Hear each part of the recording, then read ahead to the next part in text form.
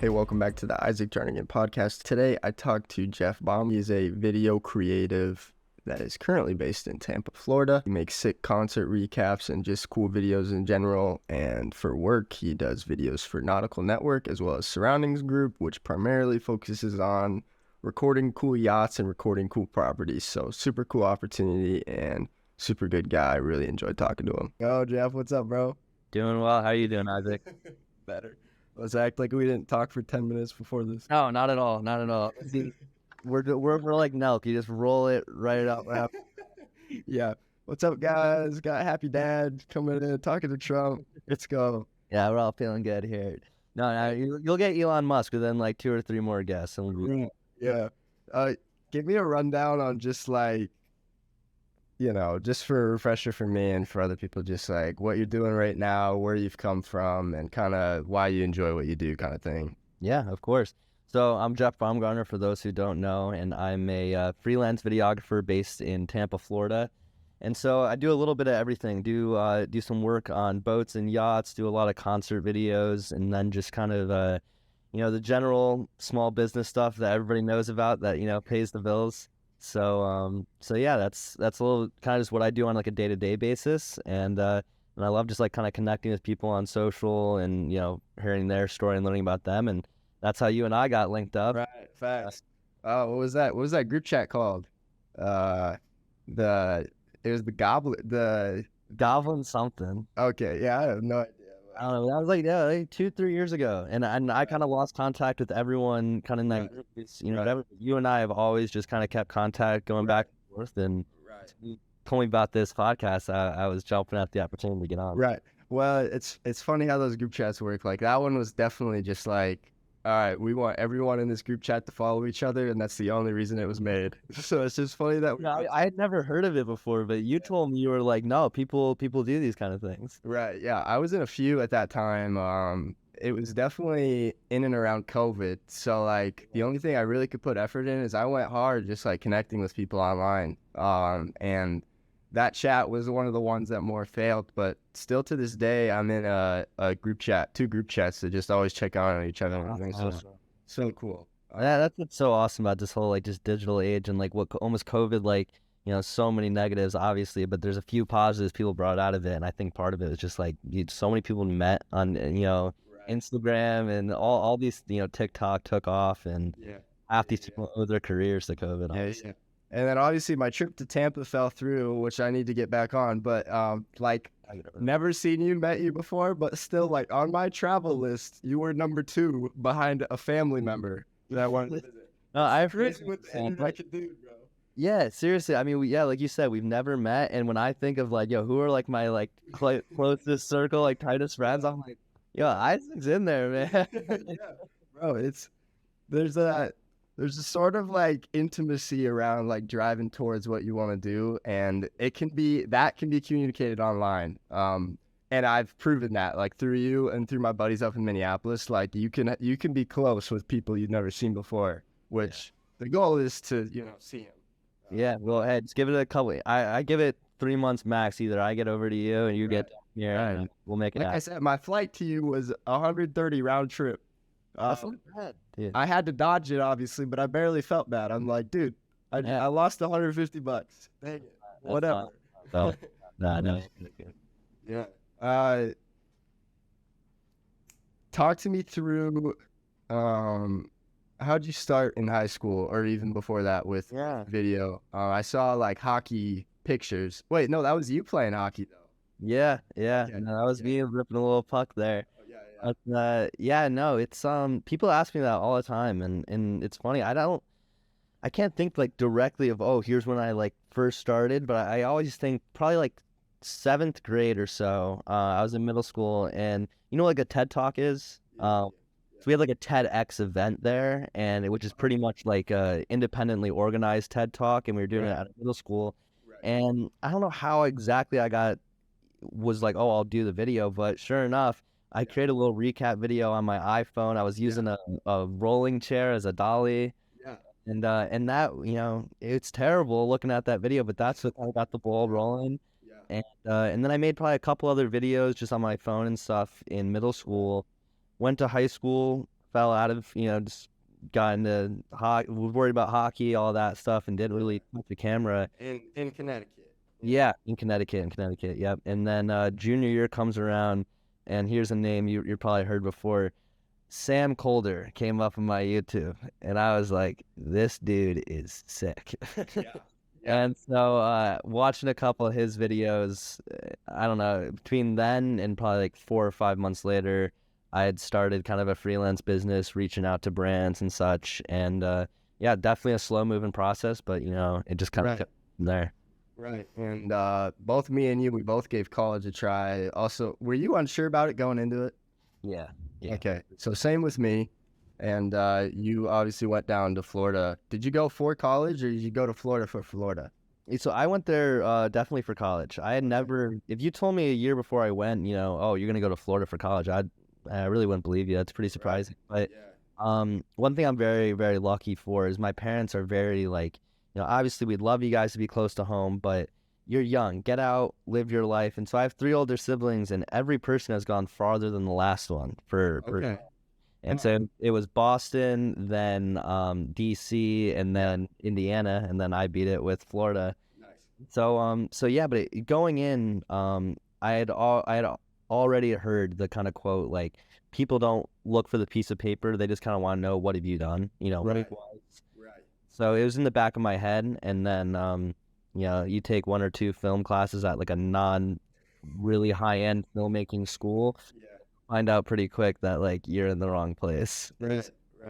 I got out of that after Yeah, and it's a hard balance to figure out, and it's so hard that I had to go into the system to figure out, hey, this isn't right for me. So what was your process like, and like what kind of did you went in thinking like, oh, I'm gonna love college? You were like, no, like maybe we'll see how this goes.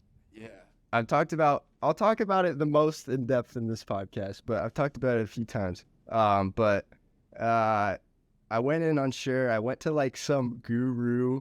They call her the teenage whisperer, and she talks to you about your future. Weird stuff. I didn't want to go. Very Isaac story right now. I drove to a suburb of Des Moines, which is the capital of Iowa, and it was in COVID time, and she was like fully hazmated out, dude. Sprayed me down. Like, it was the most awesome. You're going through work to get this, man. Right. And so she's like, I was kind of weirded out about that because, just like, I don't know why you're doing this if you're concerned about COVID a little bit. She's like, my kids would not let me do this unless I do this. I'm like, okay, I have more sympathy for you. We walk into this back room full of plants. It's like her Zen room almost. Okay. And we sit down, and I take this like questionnaire that like reminds me of like kind of the same paper and the same vibe as like an ACT or an SAT is. Really weird.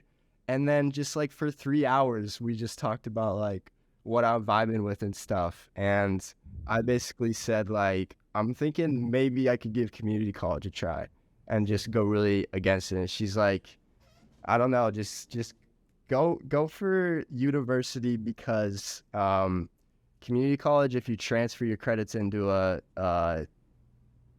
4-year, you lose out on 2 years of connections. And in my head, connections are the most important part of the college thing. So it's like, if I'm already unsure about college and I am sure that connections are valuable, right? I might as well just give the 4-year try. So I went there. What school was that you went to? Iowa State. I live in the college town where Iowa State is, so Ames, Iowa. All right. So were you able to just live at home and like kind of just commute that way? No, I did the whole shebang, bro. Oh, that's awesome. So you got the whole experience. Right. It's an hour and a half from my hometown, so pretty close. Oh, okay. Yeah, so close, but you can't be living at home like that. Right. Right. So did the whole dorm experience. Never was a fan of the dorm. Had a great roommate, and I'll tell him that. But just the fact that you're like in my presence, like I'm just gonna hate anyone, no matter who it is. I just don't like that. Like you're like your space. Right. But what really was the turning point for me was I was showing up to these job fairs, not excited. You got people excited, wearing their tux, coming in with resumes, excited to talk to these employers, and I'm like, I don't want to work for a single one of you. I don't care if it's for a semester or I just don't want to work for you guys. Why am I doing this?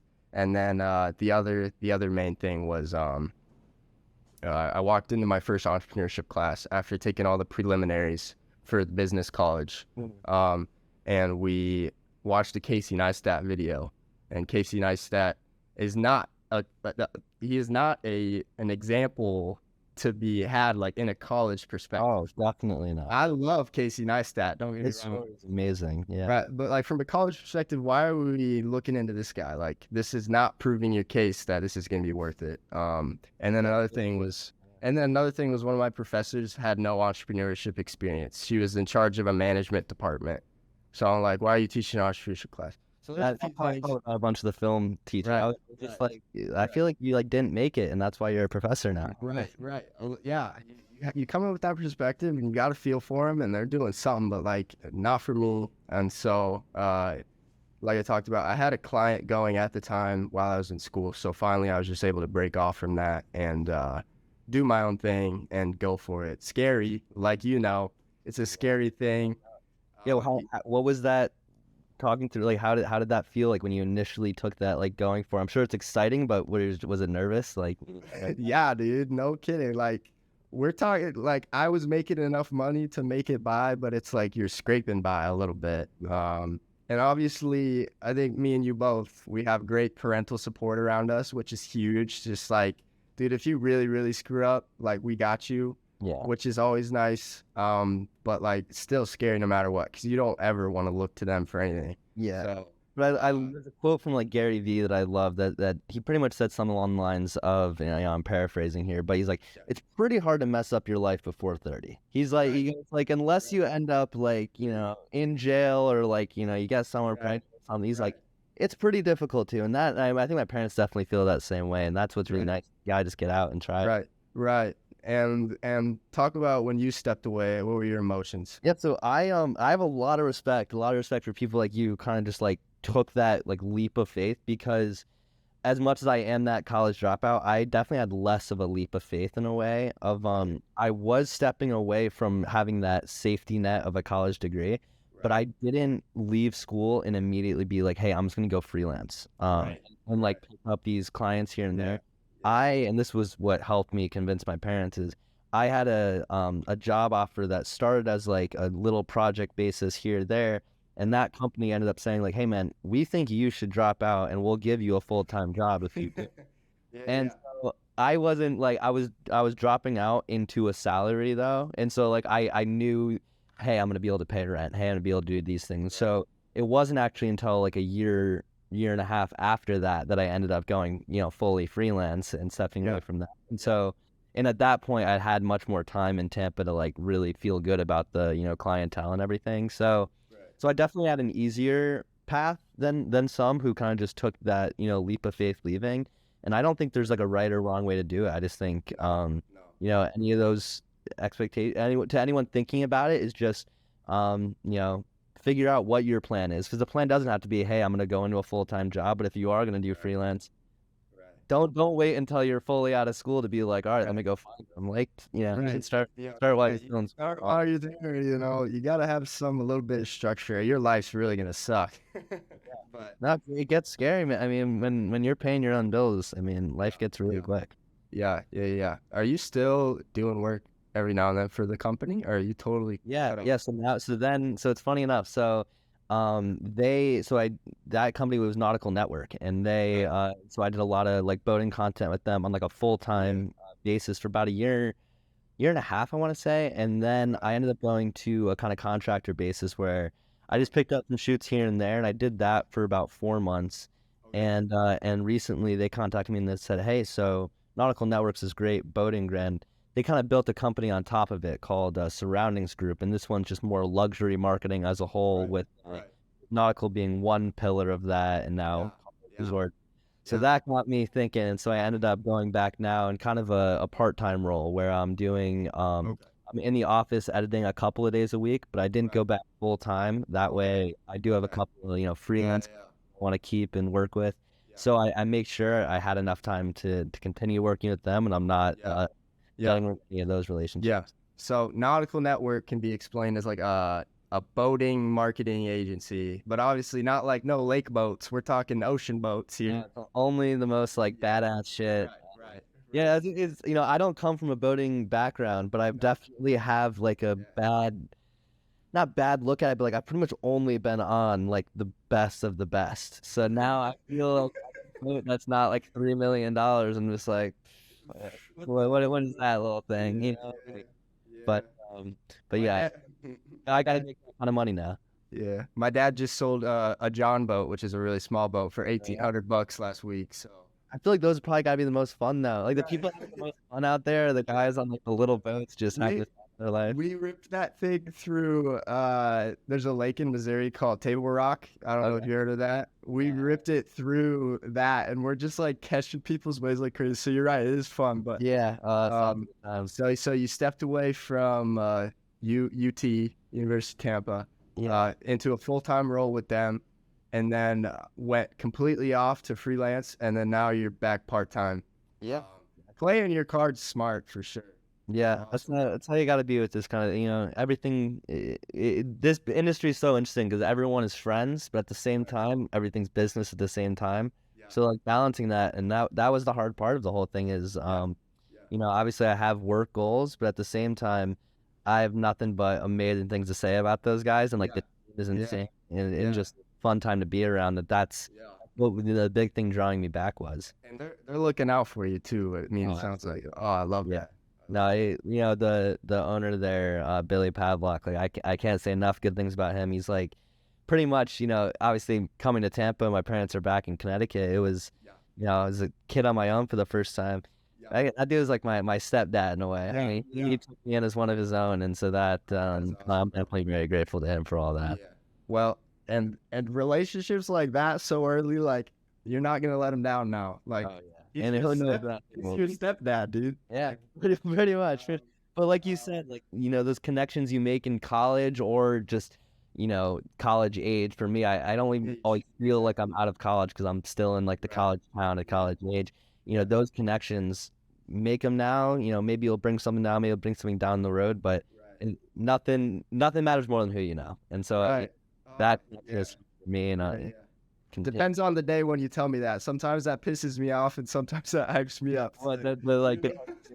Oh, absolutely. But like, it's funny. Like I've gotten thankful to be on like a couple pretty big video shoots and opportunities the past couple months, and everyone will ask me like, oh, how'd you get this one? How'd you go about contacting this client? And my answer to on 99% of them is I didn't. I just know somebody. Like someone got it. Someone contacted me. And everything. No. Yeah. Just this morning, a guy that was on the school board back in my hometown, so we're talking back in our way in Panora, started becoming a real estate agent. He called me. He's like, hey, we source out of Des Moines for this. Like, do you want a job? Do you want, like, not a job, but do you want this? Do you want to do a listing? And I'm like, sure. So we hop on another call. He's like, all right, here's what it is. I'll be there. Unlock it for you. He's like, how busy do you want to be? And I'm like, I love when you talk to me like that. Yeah, dude. It's like, I'm taking on new people this summer, like, and I'm 20 years old, by the way. It's like, make me as busy as you possibly can. I got you, bro. And who knows? This guy might be your biggest client. And like when you said, when did you meet him? How long ago? I've known him. He's been in my hometown for a while, but recently he just became an agent. So so I'm sure like when you make that connection, you don't think anything of it, and he's a friend for a while, and then you both a friend and a business partner. And I told myself, I love my one agent that I work for, but other than that, I'm like, I'm done inquiring to agents, bro. Most of the only people to inquire to, personally, for me so far. So to have this come up today and have it be a guy that I'm very fond of, it's like, oh, that's nice. And it's about who you know. Right. He was on the school board, so I would have like presented to them in the middle of high school. I had my shaggy hair. I was like 6 foot, 120 pounds. Like, we're talking the worst version of Isaac. Oh man. So it's just kind of funny. You'll have the turntables, bro. Yeah. But that's fantastic. Yeah, man. What's been up with you? Talk about like passion and projects beyond just trying to live it. You know what I mean? What do you mean by that? You're trying to live right? But then sometimes you're like, I want to have a little fun. What have you been doing to have that little fun recently? Oh, like just like hobbies wise and everything. Hobbies and like, your video and your passions are a hobby. Have you done anything fun recently with that? Yes, it's funny you asked that. Like, it's one thing I think about all the time is I think anyone who can say this about their job is in a great position. But yeah, like what I do for fun in my job are pretty thin line, you know. They really cross over pretty, enough. But so I do try and kind of make a point of like, I got to step away from the computer a little bit and just try and not keep myself from burning out and. So that's hard. So I definitely, it's hard balancing that, personal life and all that. And, I try and, watch some playoff hockey. And I'm a huge hockey fan. So I playoff hockey every night and, get away from my computer for a little bit. But that's definitely the thing I probably struggle with the most now is I feel like I have a lot of ideas or just wanting to create more personal content, for my own Instagram that, has me in it, just, that kind of thing more. And being busy with professional work is great, but it sucks when it kind of takes away from your ability to do that. Right. Talked about this with two of the other people I've talked to. I mean, it's been so fun.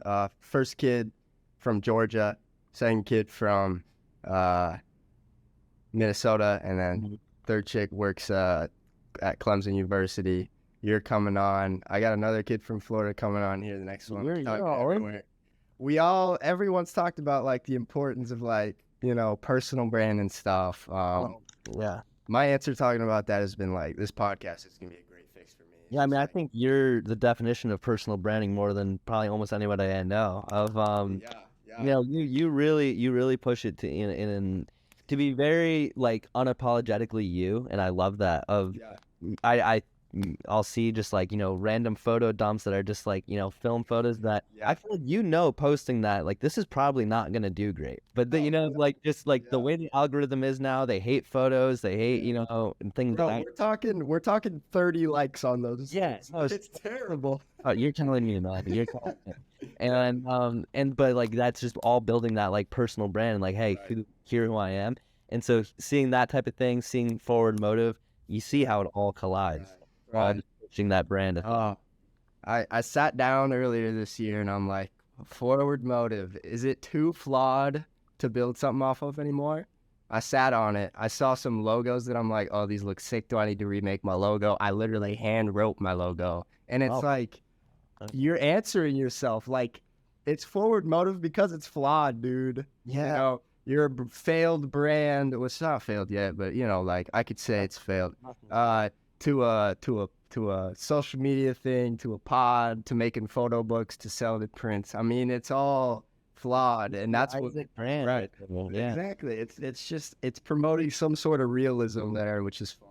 Yeah. And I think one thing I've just learned through any of these, working with social media agencies, all this is having a personal brand can.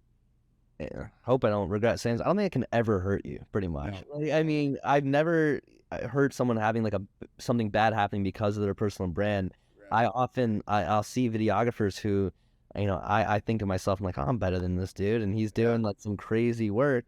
And then I'll go look at his Instagram, and I was like, well, he brands himself way better than me. Like, here's the behind the scenes footage. Here's how I edited this one. I'm just like, this dude, he's doing it right. And so I'm trying to get more like that, but yeah, it all comes back to that personal brand, and it gets you so many places. Well, if I could encourage you for a sec, what I see as your brand right now of like what I'm vibing with is you're like day in the lives are iconic to me, like better than just like the way you flow those together so good.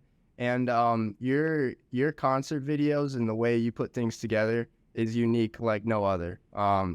And there's a lot of competition in my head you got to think of. So when I hear things like that, it's like, oh, I got to tell him, dude. Like, just the fact that it's just so nice. I appreciate that. Thank you. You can form a personal brand while still doing projects for other brands. Yeah, I just gotta make the time for it. But that's my own fault. I just procrastinate so much. I could have the time if I wanted to. So I got to be better on myself on that. Right. And I think you're doing better than you're giving yourself credit for. For sure. You do have your own look, and it's inspiring. It's dope. And half the fun is doing what you love and not having to worry about numbers. It's okay to be under the radar and do what you love, and you still have a respect behind you, you know? Yeah. So it's just like, it's hard to see that, and I'm seeing that a little bit too. It's like, dude, I could be focused. Like, I know people that solely rely on numbers for their success. And I'm like, that has got to be the scariest feeling ever. It's nice It's to be in a tough, but position it also can be extremely motivating. At least to me, at least. I'm someone who everyone knows TikTok. You got to be consistent, and I'm the worst at that. I'll post every day for a week, and then not for 3 months, and then do it again. But the thing that will keep me going is like you get one of those videos that like kind of does a little bit better than you were expecting, and now it's like I got to go make 10 TikToks. So that numbers game, like everyone talks about it as a huge negative, and I definitely agree it is a negative. People making vlogs, doing things with their friends they never would have even seen had it not been trying to get a number. But I do think it can be really encouraging when little things and it pushes you. No, there is a grind season to that for sure. I need to talk to you about this too. I was talking to you earlier before I pressed record. I grew a TikTok in high school to 50K. And I get no views now, but I'll post very similar to what Jack Gillespie does. I think you sent me his account. Is he in the Chicago? Yes. Yep. He just promotes local businesses, promotes brands, and then brands will host events in Chicago, like Adidas. He's done New Balance, like random ice cream places, restaurant openings. They'll hire him in. Dude, I've done that same kind of thing in Ames too, and just for that 50,000 number, I've gotten paid just to make stuff, and it's like it's so easy. So, dude, one thing that you should just try to turn your TikTok into is try doing that, bro. I mean, just like why not? I do want to be more just like post whatever, like if Those it's videos take zero effort, Jeff. Just do it, man. I will. I got it. They pop up on my stuff, man. And I'm just like, no, maybe I'll go take a trip to Ames to go check these places out. Yeah, I mean, yeah, for sure. There's some cool stuff out here, but Tampa's probably. Bro, no, like seriously, like obviously, I don't think much of the world looks at Iowa and is like, oh, you can't wait to go there. You make it cool, and you show that like, oh, there's culture here. There's this is who we are, and I love that. And who doesn't love a good small town? Yeah, I could confidently say that I've done work from that TikTok. Those get 0 views. Those like Ames ones. Obviously, you see it because you follow me. But I've gotten paid more to make those 2 brands that I worked with, Pepsi and a local gas station called Come and Go. Nice. Anyways, they paid me more than we get paid to do professional video. And I'm like, it's like those big brands, man. They got the bread. It's not a waste of time. It really isn't. I mean, it's easy. It's just like you would think that cameras eventually replace our phones. It's not cameras or phones. It's cameras and phones, dude. Yeah. It's funny now that you say that. So now that I'm kind of going back with this surroundings group and doing like some of this luxury marketing, I saw like one of the changes since when I left versus coming back now is on every shoot get iPhone content as well. And so now it's like, you're there to get photos, video, and now we call it micro content, which is just like that iPhone stuff. And because we're obviously that's the weapon right there, man. This is it, bro. I'm telling you guys, if you're watching the video right now, get this, bro. You got money on the way for you. No, those things are game changers. Funny enough, before I ever had my first camera, I asked for Christmas. My mom was like, "Get me a stabilizer." And I had my iPhone on that, and I thought I was taking like some Sam Colder, like No, I literally just bought this today because I'm speaking behind my words, bro. iPhones are here to stay, or phones, whatever phone prevails, but sucks. But yeah, they are here to stay. That's no doubt. And they're just getting better and better. And I don't think it's ever going to fully replace professional video, but it did open up a new industry and kind of taking over one of that whole small business needing professional video. I think you almost need that hero video for the website, but on that day-to-day, like, I mean, I just don't know. I mean, to me as a videographer, it sucks, but like, it's hard to go convince a business owner that like, hey, you should pay me, $500, 4 times a month to come make you these videos when you could pick up your phone, make one every day, and one of these could potentially like. Yeah.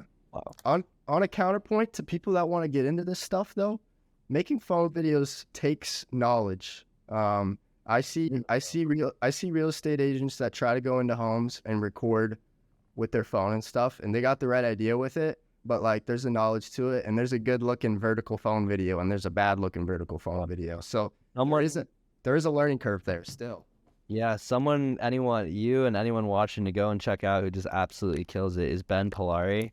I think it's Polari Boys on Instagram. So he does like a lot of just real estate work, and with that, they obviously want the iPhone footage too. And his videos are incredible how he does it. He basically consistently moving, but it's always tilting and showing something, and it never goes back on itself. So he never like goes into the corner and goes back. Everything is swooping, and I told him, I was like, this is incredible. And he's like, this is about like a year of practice. And he goes, he's like, I'm an iPhone videographer. Yeah. It's a skill for real. And another thing I want to put you on or anyone on is CapCut is so good. It is so good. It's better than the... You use that and a professional video editor?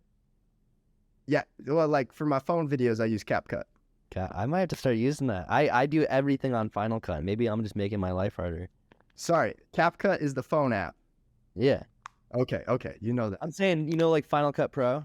Yeah, like I'm saying like no matter what video I do, I'm editing everything on Final Cut. But some of these like cheap, like just calmer like iPhone videos, maybe I got to start editing them on CapCut. Oh, you build it up to the computer. Okay. Oh yeah, everything ends up on my laptop. So Premiere had a thing where they weren't accepting MOV files for a while, so that was kind of that interrupted my workflow for a bit. And let me break this down further. So there's two big editors. There's Final Cut, which is made by Apple, and then there's Adobe products that has Premiere, obviously. That's the editing software under Adobe, and Adobe also makes Photoshop and all that stuff. So Geoff uses Final Cut. I use Premiere. There really is no better option if you really break it down. I mean, they're both can be something. Now there's this DaVinci too making splash. I heard a lot of good things about that. Me too, man. I'm looking for that. Have you touched it at all?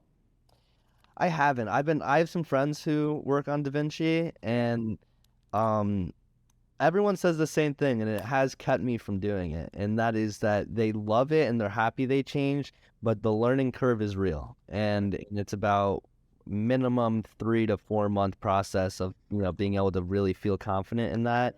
And I'm such a perfectionist about like the littlest things of my work, and like trying to make just like the smallest videos as good as they can be, that I'm like, I can't accept not being able to be at like my best.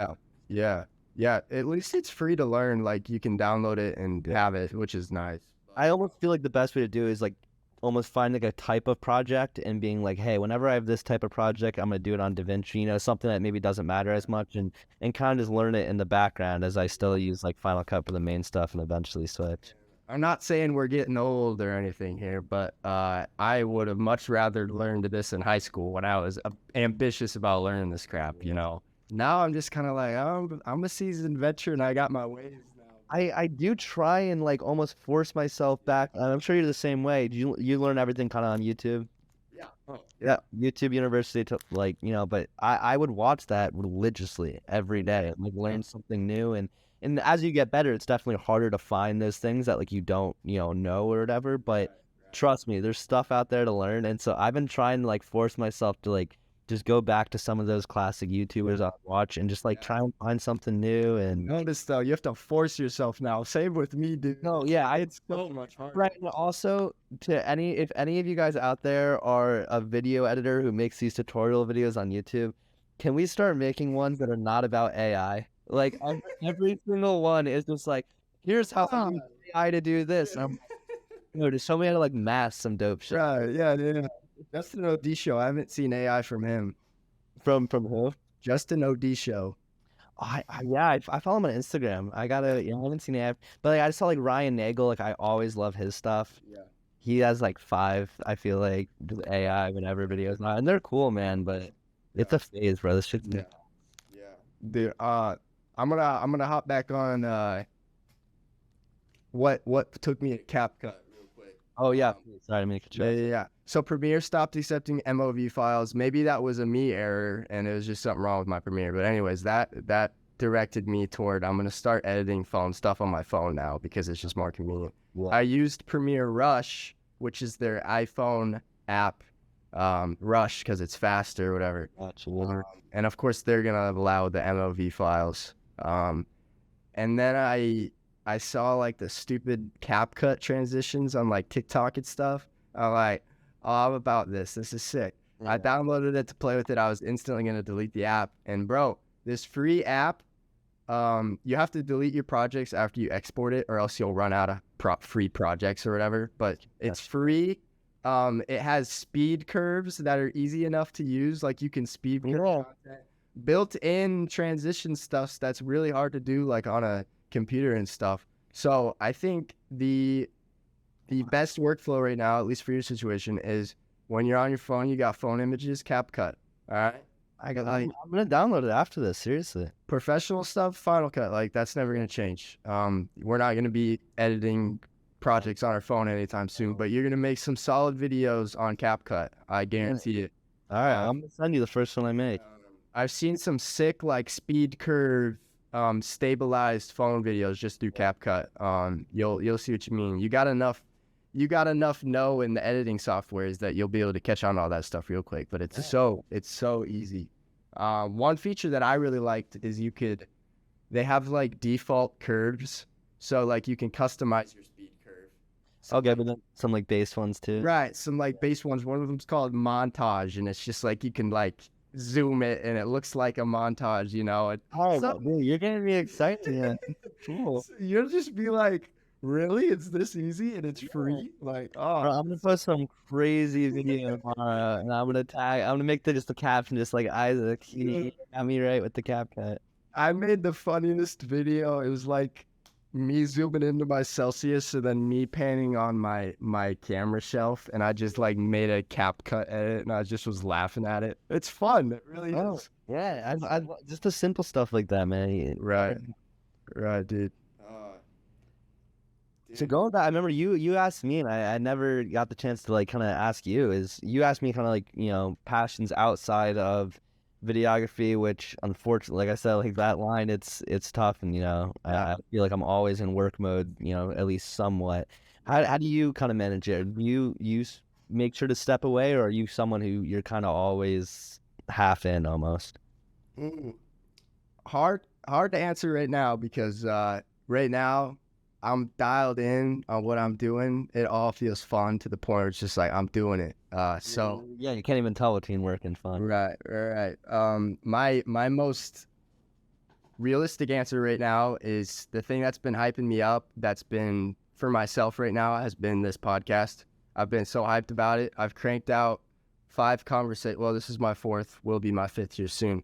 In this last week, made the accounts, made the commitments. Said I'm going bi-weekly, all in a week, doing all this. So like that's how been how many have you recorded so far? You're my 4th. And have those haven't come out yet, right? Because I don't know. No, I'm gonna stockpile 5. Actually, I'm not.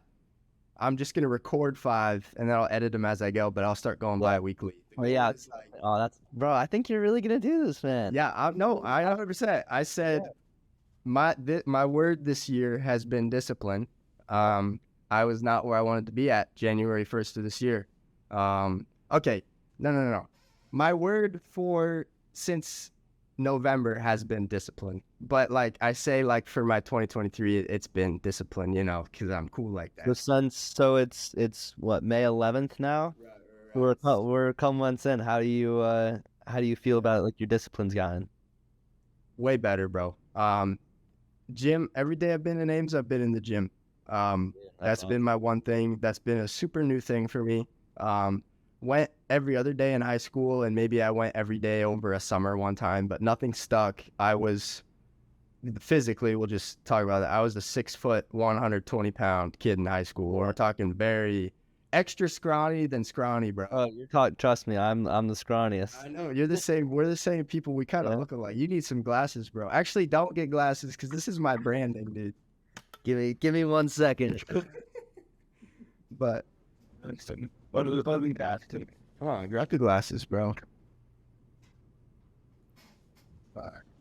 These will have to do for now. Oh, let's go, bro. We're the same. These are my blue light glasses that I never actually wear editing. Yeah. I always make fun of them, but I have like -5 vision in both eyes, so like I'm You have -5, you said? Yeah.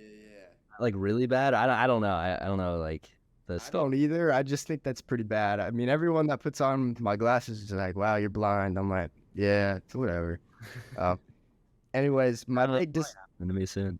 my big disciplines that have been around for a little bit have been the gym, just like getting in there every day, no matter what happens. If you lose a friend or whatever, if you don't get a client that day, if life feels lonely, which is all very real things, and you know that while you're in Florida, moving across the country, it's like get pretty lonely sometimes. You still are doing something that grows you every day. That 0.5% or that 1% better every day, which I hate that saying, but it's true. You're doing something that gets you better every day. So that was an easy thing. Over time, after about 20 days, it just became awesome. Like still gonna do this, even if it's a bad day, I'm still going. Whatever. Nutrition has been another thing. It's been discipline. I mean, it works pretty well. It's very similar to like being in the gym. Like, eating very similar things per day. With every meal, I have rice and green beans. And then for protein, I rotate between eggs, pork, and beef. And it's just all I eat. Perfect. You gotta send me some of your meals because I like started trying to like meal prep more, and now I can only have chicken and rice so often, man. You don't want to listen to me then, dude. I eat the same thing. I'm one of those guys. Something different. But from what you're saying though, I mean, tell me if I'm wrong, but it sounds like it kind of started as motivation and then turned into discipline. It's discipline. Yeah. That's where I am right now. If I think I had the motivation, to really I really just got dialed in on like a very like self-improvement type. I was listening to David. I read David Goggins' book, and I was up and and so yeah. But at the end of the day, I've definitely heard the saying. It's so true. That's like anything can start as motivation, and that's great. But discipline's what's going to bring you to the finish line. Like, you're not going to be motivated every day. Yeah. And I was pretty disciplined for like a good month or two, and then the past specifically with the gym. Yeah, with just the gym, and then in general. I've been trying to pray more and like that. Right, It's build a relationship with God, all that. Yeah. Those were things that I was like tracking it on my phone, and I was doing it every day, and so I was really high about that. And over probably the past like 3 weeks to a month, I really like strayed away from all that, and I realized it just like I wasn't disciplined enough that I was keeping myself doing it, and so trying to get back into that, back into that cycle, but now with the new kind of knowledge, equipped with more knowledge of. Great, you have the motivation. It's not going to last. You need this like discipline and just keep going day after day. Right. So let's talk, bro. I've been doing the same thing. I've been a believer all my life, and so I've become pretty. You hear the same things over and over again, and then you automatically just go away from it. So like, whenever something's not going my way, I'm just like, I kind of default. Even if I don't want to, I just say like, oh, it's in God's plan, whatever. Multiple people throughout these last months have just been like, pray for your needs too, man. Even if he's got it down, like he still wants to hear from you either. So that's been another one of my disciplines is I'm a pretty like chill dude, but like I'm on my hands and knees with my arms out every morning, every night. I'm just like, I am in a, probably a more kind of isolated spot right now where it feels like work's not totally kicking in. Not too happy with the circle around me right now. It's like, oh, I got a great circle, but not too huge. So it's just like, but it's getting me through every day. Discipline, in every area. And I heard a couple weeks ago from my pastor and I just loved this because I think it speaks a lot to like what you and I do, and it goes well with the whole, just like self-improvement and just like being the best version you can. And just so you're saying, like, I think you said a friend of yours said like, pray for your needs too, and like what you need, and as a believer, we all think like God can do anything that He wants to. And my pastor said, God will do the supernatural once you do the natural.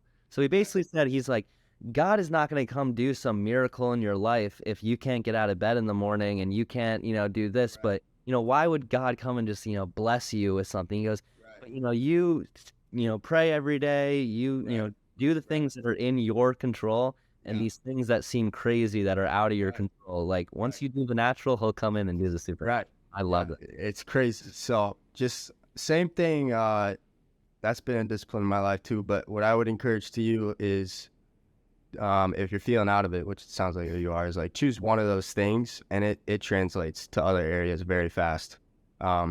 Choose one of what?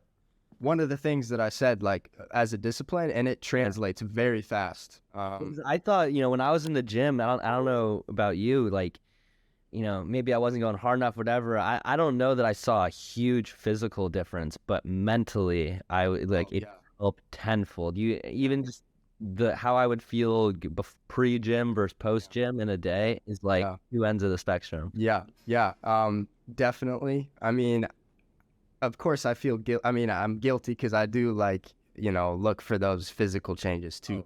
Who's not? You're not. If you're going to the gym and you're not, then I don't believe you. Yeah. I mean, realistically, if you want to be healthy about it, like you should not even think about looking at those physical gains till like after a year. But like it's all mental, and I'm not good at that because I do look for the physical stuff. But really, it's a mental thing, and that's why we're there, or it's why we should be there. But it translates over, and it's how I'm able to put a lot of passion towards this work that I'm doing towards right now. It's just like it all starts with that one day in November where I'm like, yo, I gotta add some discipline in my life. I'm not where I want to be at. Let's do this. And it's fun. I've talked to some friends and they're like, dude, like you're doing it. Like this has been you all your life, but you're finally doing it. Like proud of you, bro. And it's like, I feel like when you are doing it, you almost feel like you're not because you're so hard on ourselves. Like, just, I want to be this type of person. But like, honestly, 90% of people of our age, I feel like aren't doing anything to like have themselves be disciplined or not. So just the fact that you're doing anything puts you which you and I both know we're not going to give that to ourselves. But if we ever do, like that is a thing. Like people aren't doing good things for themselves all the time. So you can't worry about other people, but you can always just like, worry about yourself and just make sure you're doing, the best you can. You got to pat yourself a little bit for that. But for sure. Oh, it's good stuff, man. Without, bro. Well, damn, that was nice. That's so sweet, man. I love talking to you, man. It's like time just flies by. You don't even think about it. I often tell myself I just think of myself as a very bad conversationalist. I'm just like, I don't know, man. I feel like some people are just so good at holding conversations with anyone, and I'm not like that, or at least I don't think I am. But then talking to you is just easy. Well, and that's been my general consensus too. Is like, okay, it's me. I'm the awkward guy, but as I'm feeling it out recently, I'm just like, the people I talk to are awkward, man. It's not me. Like you're great at conversations, bro. You just but no, and I think part of it is it's probably I tell myself that, and like if I just told myself one day like, no, you're a great conversationalist, and just like decide to talk to everyone, like I probably would be. Right, fine.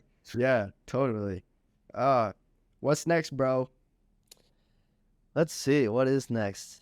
I don't know. You know the grind. It's like things come up a couple of days before, always. But right now I don't know how much I can say on this right now, but we got a pretty big festival coming up in the summer. So I've always wanted to shoot a festival, so I got the green light for that, which is super exciting.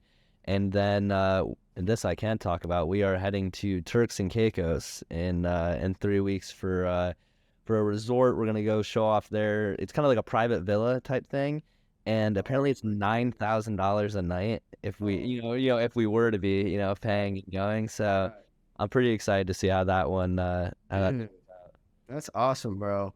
Dang, I love that. I love that situation you got going for yourself right now. Yeah, that'd be cool. Is that festival local? Yeah, so it's gonna be in Miami, and so I'm not gonna say the name, but it's in Miami, and I went to it 2 years ago, and so I wrote on it 3 years ago. And I put on my story when there, I was like, oh, I'm gonna shoot this festival in a year. Yeah. I didn't do it in a year, but now, a couple of years later, we did it. So, I'm excited to, when we're not on here, I love talking more with you about it, dude. It's cool. Yeah, let's do it. Right now, up next for me is I'm going through the motions right now, just doing the things. And you're staying disciplined. Right. So nothing crazy exciting. I'm not seeking out excitement though either. It's like I don't want to go anywhere right now. I want to be right here getting into it. That's what I want to be doing. So that's what I'm doing. Hopefully taking on more clients here soon. I'm looking out for that. But just being here for myself, being here for people that are put into myself. But I think that's kind of what I'm looking forward to. It's just like that's such a good lesson, man. That's something I can definitely learn from as well, is just being happy with your own situation and everything. I saw this one YouTube video a couple weeks ago. My friend showed it to me. Is he was talking about like a dopamine detox, and he was pretty much he spoke about how this age of TikTok and all this has gotten our bodies used to just getting a dopamine rush like every 5 seconds whenever we want it, and that now like we're so addicted to it we can't sit in a room for 5 minutes and be okay. Like we need something to like stimulate, and so I that's one thing I've definitely realized I'm very guilty of, and so I want to get more on that mindset you're on, and just being more just content and happy with like where I am and what I'm doing, and not always just being like, oh, but the next thing or the biggest right.